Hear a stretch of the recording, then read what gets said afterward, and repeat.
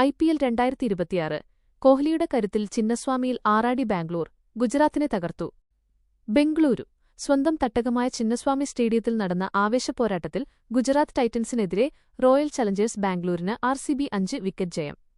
ഗുജറാത്ത് ഉയർത്തിയ 206 റൺസെന്ന കൂറ്റൻ ലക്ഷ്യം 7 പന്തുകൾ ബാക്കി നിൽക്കെ RCB മറികടന്നു.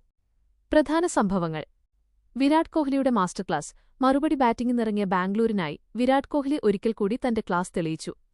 44 പന്തിൽ നിന്ന് 8 ബൗണ്ടറികളും 4 സിക്സറുകളും ഉൾപ്പെടെ 81 റൺസ് നേടിയ കോഹ്ലിയാണ് വിജയശില്പി. സായ് സുദർശന്റെ സെഞ്ചുറി പാഴായി. ആദ്യം ബാറ്റ് ചെയ്ത ഗുജറാത്തിനായി സായ് സുദർശൻ തകർപ്പൻ സെഞ്ചുറി 58 പന്തിൽ 100 നേടി. ഈ പ്രകടനത്തോടെ IPLൽ ഏറ്റവും വേഗത്തിൽ 2000 റൺസ് തികയ്ക്കുന്ന താരം എന്ന റെക്കോർഡും സായ് സ്വന്തമാക്കി. എങ്കിലും ടീമിനെ വിജയത്തിലെത്തിക്കാൻ ഈ പ്രകടനം മതിയാകാതെ വന്നു. പടിക്കലിന്റെ പവർ പ്ലേ. മലയാളി താരം ദേവ്ദത്ത് പടിക്കൽ 27 പന്തിൽ 55 റൺസുമായി കോഹ്ലിക്ക് മികച്ച പിന്തുണ നൽകി. ഇരുവരും ചേർന്ന് രണ്ടാം വിക്കറ്റിൽ പടുത്തുയർത്തിയ 115 റൺസിന്റെ കൂട്ടുകെട്ടാണ് മത്സരം ബാംഗ്ലൂരിന് അനുകൂലമാക്കിയത്. സ്കോർ ചുരുക്കത്തിൽ: ഗുജറാത്ത് ടൈറ്റൻസ് 205/3 20 ഓവർ.